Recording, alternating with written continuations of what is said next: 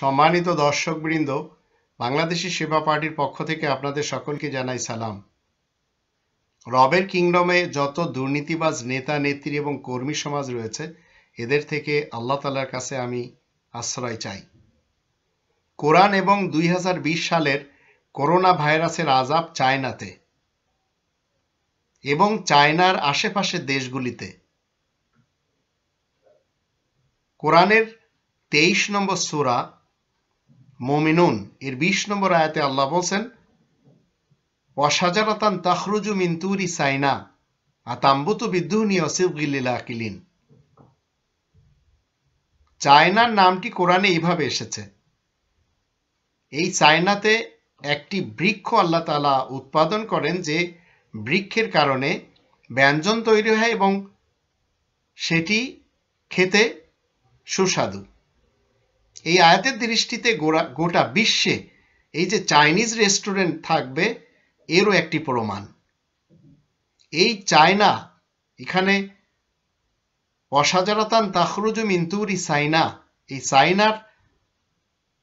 সাইনা নামটি আল্লাহ তাআলা বলে দিয়েছেন এখানে, এবং এই সাইনা এর আশেপাশের দেশগুলির জন্য আল্লাহ রাব্বুল আলামিন আরেকটি শব্দ ব্যবহার করেছেন। সাইনা হচ্ছে 1 বছর আর সিনিন হচ্ছে বহু বছর। সিনিনের ভিতরে বাংলাদেশ, পাকিস্তান, শ্রীলঙ্কা, নেপাল, ভুটান, নিউজিল্যান্ড, অস্ট্রেলিয়া এগুলি সব পড়বে, আফগানিস্তান। এই ব্যাপারটি নিয়ে আমরা 95 নম্বর সূরা আর 3 এর দ্বিতীয় আয়াতে আমরা দেখব। 1 থেকে 8 আয়াতগুলি যদি আমরা পড়ি, এখানে অনেক কিছু আমাদের জন্য শিখার আছে। আল্লাহ বলেন, বিসমিল্লাহির রহমানির রহিম, ওয়াত্তিনি ওয়া জাইতুন ওয়া তুরি সিনিন। তুরি সিনিন এই চায়নার আশেপাশে একটি বিশাল পাহাড় রয়েছে, যাকে আমরা সবাই জানি হিমালয়। এই হিমালয়ের আশেপাশের দেশগুলি এরা কি করে? মুসলিমদের উপরে আজ জুলুম করেছে। আল্লাহ তাআলার কিংডমে মুসলিমদেরকে এরা বসবাস করতে দিচ্ছে না। ইন্ডিয়া বলেন অথবা চায়না বলেন, নিউজিল্যান্ডের ঘটনা আমাদের সামনে রয়েছে, অস্ট্রেলিয়াতেও সেই একই ব্যাপার। এই যে হিমালয়, এই হিমালয়ের ব্যাপারে আবার যদি আমরা দেখি, কিছু জিনিস দুনিয়ার শুরু থেকে আল্লাহ প্রমাণ করতে, যে 52 নম্বর সূরা তুর এর প্রথম 8টি আয়াত যদি আমরা দেখি, সেখানে আমরা দেখতে পাই, ওয়াত্তুর ওয়া কিতাবি মাসতুর ফি রক্কিম মানশুর ওয়াল বাইতিল মামুর ওয়া সাকফিল মারফু ওয়াল বাহরিল মাসজুর। এগুলি সব আল্লাহ তাআলা বলছেন হিমালয় পর্বত একটি প্রমাণ, একটি গ্রন্থ যা লাইনে লেখা রয়েছে প্রশস্ত পৃষ্ঠা সমূহে, আমার কাছেই আপনারা দেখতে পাচ্ছেন। আবার একটি ঘর, যে ঘরটি আবাদ রয়েছে, আবার প্রশান্ত মহাসাগর, এগুলি সব আল্লাহ তাআলা দুনিয়ার শুরু দিন থেকে। আবার উঁচু ছাদ, যেটাকে আমরা আকাশ বলি।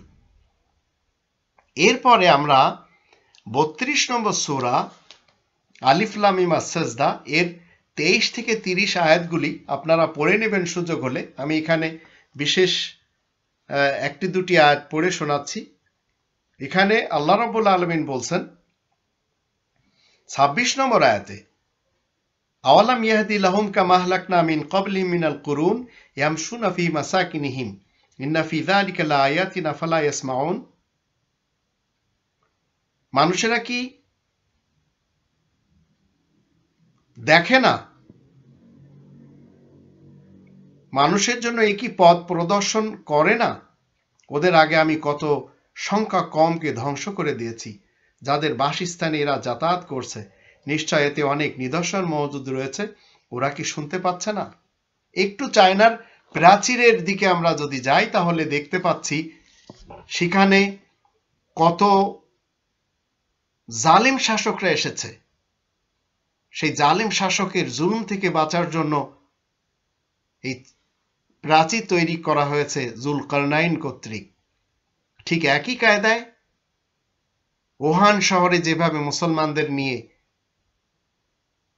চায়নার সরকার যে কাজগুলি ঘটালো, যার পরে এই ভাইরাস থেকে আক্রমণ হয়ে সেখানে সবচেয়ে বেশি মৃত্যুবরণ করেছে তারাই যারা এই সরকারকে সাপোর্ট করেছে। মুসলিমদের উপরে এই আযাবটি কমই ছিল। এরপরে আমরা 28 নম্বর সূরার 36 থেকে 60 আয়াতগুলি যদি দেখে নিই, সেখানে আমরা অনেক কিছু দেখতে পাবো। আল্লাহ রাব্বুল আলামিন বলছেন, ফালাম্মা জাআহু মূসা বিআয়াতিনা বাইয়িনাতিন ক্বালু মা হাযা ইল্লা সিহরুম মুফতারান ওয়া মা সামি'না বিহাযা ফি আবাইনাল আউয়ালিন। তারপরে মূসা আমার সুস্পষ্ট নিদর্শন নিয়ে তাদের কাছে পৌঁছায়। তখন তারা বলে, এ যে সুপরিকল্পিত জাদু ছাড়া আর তো কিছুই নয়, আর এসব কথা আমরা কখনো আমাদের বাবা, দাদা, নানা পরনানাদের কাছেও শুনতে পাইনি। আর মূসা বলে, আমারই রব বেশ জানেন কে হিদায়াতের পথ নির্দেশ নিয়ে এসেছে তারই কাছ থেকে, আর কেই বা আখিরাতের ঘর পাবে। তবে একথা ঠিকই, জালিমদেরকে তিনি মুক্তি দিবেন না। অন্তত জুলুম কি করেছে আজকের ইতিহাসে আমাদের সকলের জানা। চায়না সরকার যেভাবে বিশেষ করে মুসলমানদের উপরে জুলুম করেছে, ঠিক একই কায়দায় খুনি নরেন্দ্র মোদী সাহেব মুসলমানদেরকে রাখতে চাচ্ছে না। এদের চোখে কণ্টক হয়ে গেছে মুসলমান। তারপরে বলা হচ্ছে, আর দেশ প্রধান বলে, শোনো হে পরিষদ বর্গ, আমি তো জানি না তোমাদের জন্য আমি ছাড়া আর কেউ রক্ষক থাকতে পারে। সুতরাং হে মন্ত্রী পরিষদ, আমার জন্য ইটের পাজায় আগুন ধরাও, আমার জন্য উঁচু মিনার তৈরি করো, যেন আমি উকি মেরে মূসার প্রতিপালককে দেখে নিতে পারি। তার সম্পর্কে আমার ধারণা হচ্ছে সে মিথ্যাবাদীদের একজন। আজ এই কোরআন নিয়ে যারা এই পৃথিবীতে নিজেদেরকে মুসলিম পরিচয় দিচ্ছে, তাদেরকে এরা বলছে এরা মিথ্যাবাদী। মূলত সত্যবাদী হতে গেলে আপনার কাছে কোরআন থাকতে হবে। এটি হচ্ছে কোরআনের ফয়সালা। আর তার সৈন্যদল এই দুনিয়ার বুকে বড়ই দর্প অহংকার করে যাচ্ছে, সম্পূর্ণ অযথাচিতভাবে। আসলে ওরা ভাবছে আমার দরবারে ওদের মোটেই ফিরতে হবে না। অবশেষে তাকে আর তার সৈন্যদলকে আমি ধরে ফেলি, তারপরে আমি ওদেরকে গভীর পানিতে ডুবিয়ে দিই। সুতরাং দেখে নাও জালেমদের পরিণাম কেমন দাঁড়ালো। আমি ওদেরকে নেতা তথা ইমাম বানিয়েছি, কিন্তু ওরা যে দোজকের দিকে ডাকছে, আর কিয়ামতের দিন ওরা মোটেই সাহায্য পাবে না।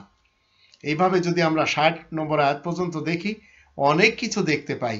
মূলত এই জালেমদের কারণে এই যে 100 বছর পর পর যে আযাব এই পৃথিবীতে এসেছে, এবং আজ এই আযাবের একটি শতাব্দীতে আমরা দাঁড়িয়ে আছি। 2020 সাল, 1920 সালের পর আবার 2120 সালে আযাব আসবে। তো এই 2020 সালে আমরা জানতে পারছি এই আযাবগুলি আসার কারণ কি। অতীতের 100 বছরের ইতিহাসে যারা জুলুম করেছে, নির্যাতন করেছে, নিপীড়ন চালিয়েছে, মানুষকে খুন করেছে, গুম করেছে, হত্যা করেছে, এগুলি করে যারা অপরাধ করেছে, এই অপরাধীদের কারণে এই আযাব। এই যে আমরা শুনে যাচ্ছি করোনা ভাইরাস, আজ কতদিন হয়ে গেল। এই করোনা ভাইরাসের অ্যান্টিভাইরাস বানানোর জন্য সবাই লেগে আছে, কেউ পারছে না। কারণ এই ভাইরাস থেকে বাঁচার জন্য আল্লাহ রাব্বুল আলামিন বলছেন জুলুম পরিত্যাগ করতে হবে। এই যে 95 নম্বর সূরাতে আল্লাহ বলছেন, লাকাদ খালাকনাল ইনসানা ফি আহসানি তাকওয়িম থুম্মা রাদাদনাহু আসফালা সাফিলিন। ইনসানকে আল্লাহ বানিয়েছেন সুন্দর অবয়ব দিয়ে, কিন্তু এই ইনসান এমন কিছু কাজ করে বসে যার কারণ সে আসফালে সাফিলিনে চলে যায়, একেবারে অধপথের নিম্ন স্তরে চলে যায়। কারণ এরা কি করে, এই সূরার শেষে আল্লাহ বলছেন, আলাইসা আল্লাহু বিআহকামিল হাকিমিন। আল্লাহকে আহকামুল হাকিমিন মানতেই চায় না। কারণ আহকামুল হাকিমিন যিনি এই গ্রন্থ দিয়েছেন, এই গ্রন্থ মতে চলতেই চায় না যেখানে শান্তি রয়েছে। তবেই তো আল্লাহ তাআলা 5 নম্বর সূরা আল মাইদার 43 থেকে 50 এই আয়াতগুলির ভিতরে বারবার বলছেন, ওমান লাম ইয়াহকুম বিমা আনজালাল্লাহ ফাউলাইকুমুল কাফিরুন ফাসিকুন জালিমুন। রবের বিধান না মানার কারণে আজ গত 100 বছর ধরে যারা জুলুম করেছে, এদের প্রতিদান আজ পাচ্ছে তারা। আমরা যদি তাদের কাউকেও সাপোর্ট করি, তাহলে আমরাও ঘিরে যাব। তাই আসুন আমরা অন্তত রবের দিকে ফেরত যাই। রবের দিকে ফেরত যেতে আমাদের যেসব করণীয় কোরআন বলছে সেইগুলি আজ ঘরে বসে, আল্লাহ তো বসার তৌফিকও করে দিয়েছেন যে তোমরা একটু গবেষণা করো কোরআন নিয়ে। 4 নম্বর সূরা নিসার 82 নম্বর আয়াত তার প্রমাণ। এবং যারা গবেষণা করবে না, আল্লাহ বলছেন এদের দিলের ভিতরে তালা লাগানো হয়েছে।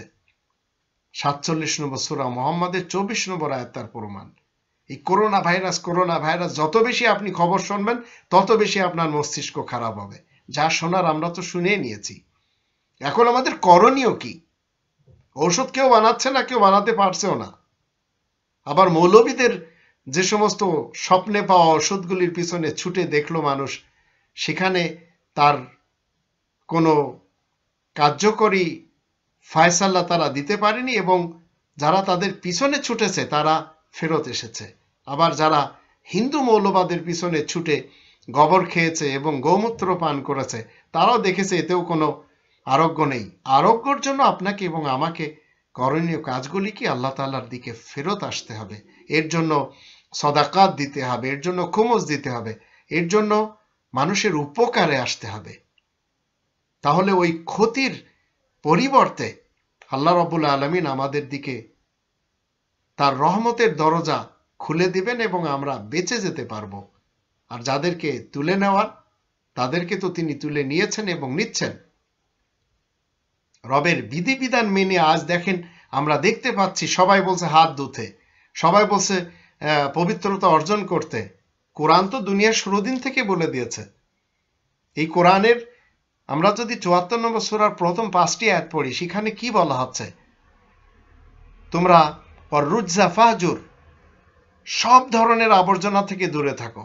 2 নম্বর সূরা আল বাকারার 222 নম্বর আয়াতে বলা হচ্ছে পরিষ্কার পরিচ্ছন্নতা যারা অবলম্বন করে তাদেরকে আল্লাহ ভালোবাসেন। তো এখন বারবার হাত ধুচ্ছেন, এগুলি সব কোরআনে লেখা। আর যারা বলছে না এগুলি তো আমরা কখনো পাইনি, আসুন আমরা একটু স্টাডি করি, তাহলে বুঝতে পারবেন এই চায়নার উপরে আযাব কেন, এই ইটালির উপরে আযাব কেন, ইউরোপিয়ানদের উপর আযাব কেন, এই আমেরিকার মোড়লদের উপর আযাব কেন, এই বাংলাদেশ আর ইন্ডিয়ার উপরে আযাব কেন। এগুলি একটু বেশি। সব লকডাউন করেছে, সুইডেন এখনো কোনো লকডাউনের চিন্তাও করেনি, যদিও কিছু কিছু এলাকা তারা ছুটি দিয়ে রেখেছে। একটু চিন্তা করে দেখুন, এগুলি আল্লাহ তাআলার পক্ষ থেকে আসা পরীক্ষা। এখান থেকে পাশ হতে হবে। পাশ হওয়ার জন্য আমাদের করণীয়গুলি সবের ভিতরে লেখা। একটু গবেষণা করার চেষ্টা করুন। অ্যান্টিভাইরাস নিয়ে আপনার অত বেশি গবেষণা করতে হবে না, কারণ যাদের চলে যাওয়ার তারা চলে গেছে। হাজার হাজার লোক চলে গেছে, আরো চলে যাচ্ছে। ভাইরাস যারা অ্যান্টিভাইরাস বানানোর তালে যারা ব্যস্ত, তারা ঠিক ব্যস্ততার ভিতর দিয়ে সময় পাস করছে। আর মূল কারণ কাটার ব্যাপারে কারোর চিন্তাধারা নেই। আসুন আমরা সবাই রবের দিকে ফেরত যাই, রবের এই বিধানের দিকে ফেরত আসি। আল্লাহ আমাদেরকে তৌফিক দান করুন।